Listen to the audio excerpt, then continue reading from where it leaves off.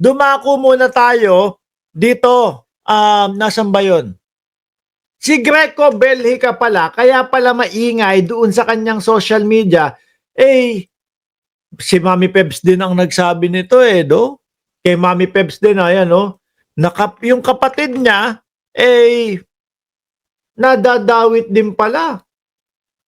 Kapatid daw yan Nakita ko yung post ni Mami Pebbles, sabi dito, inatasan ng Sandigan Bayan ang Cainta RTC na ituloy ang pagliliti sa kasong graft laban kina dating Anti-Red Tape Authority Director General Jeremiah Bellica at 4 na dating opisyal. Nasa comment section ang link ng buong ulat.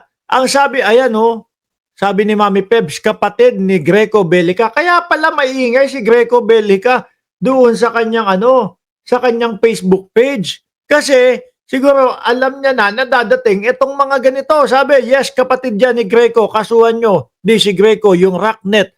Sa Benguet, ang daming alam talaga ni Mami Pebs, Tas ayun, si Amy, kung ubusan ng lahi, damay si Amy, sabi ni Tad Supnet. Ngayon, ano ba yung balitang yan? Sandigan Bayan, sabi dito, Sandigan Bayan, nayari ni yung kapatid ni Bellica, iimbestiga. Kaya pala, ang sinasabi lagi ni Bellica doon sa kanyang Facebook page, pababain na si Bongbong Marcos kasi meron din ganito. Sandigan Bayan orders Cainta Court to proceed with graft law trial versus ex-ARTA official. Manila, the Sandigan Bayan has ordered the Regional Trial Court of Cainta to proceed with the trial of former Anti-Red Tape Authority ARTA Director General Jeremiah Bellica and 4 other former officials. A document has shown. Kaya pala kung ano-ano din yung sinasabi niya na kesyo merong mga fake news. Kapag sinagot naman ni Sangkay at sinita ni Sangkay, ang ilalabas yung mga, yung tipo bang yung tipong, tawag natin doon, mga posters na meron daw yung mga nagawa-gawa niya. Di ba? As in court discussed at length in the assailed decision, the issue in the criminal case and those in the Newsnet.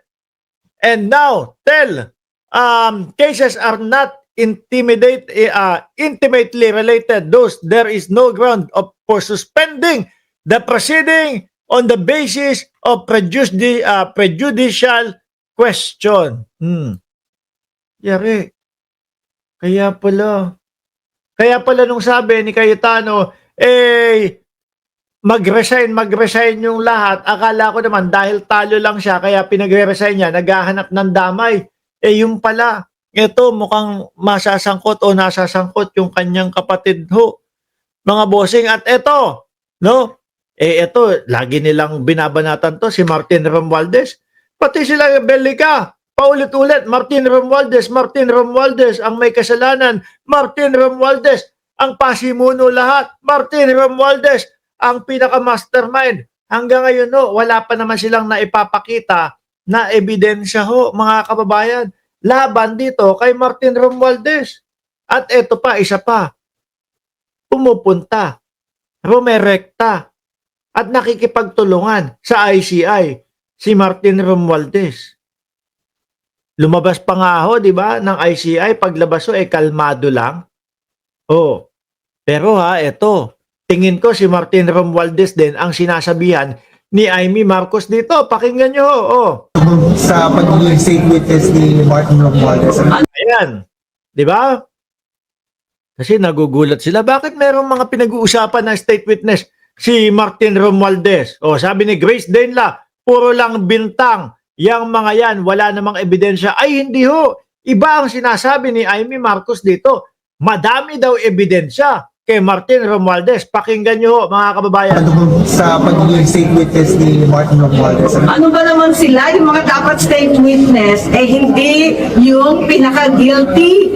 Yan ang binabanggit niya pinaka-guilty. Kasi ang tinatanong ano po ang masasabi ninyo doon sa pagiging state witness o gagawing state witness itong si Martin Romualdez?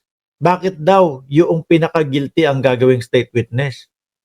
Paano kaya niya nasabi na pinaka-guilty si Romualdez? Pakinggan pa nga natin. Baka baka meron pong pang-suporta doon sa kanyang sinasabi. Ano ba naman yan? Talaga naman na tinutumbok ng sangkatutak na ebidensya. Nasaan? Sige nga, ano ba yung ebidensya? Tinutumbok daw ng sangkatutak na ebidensya itong si Martin Romualdez.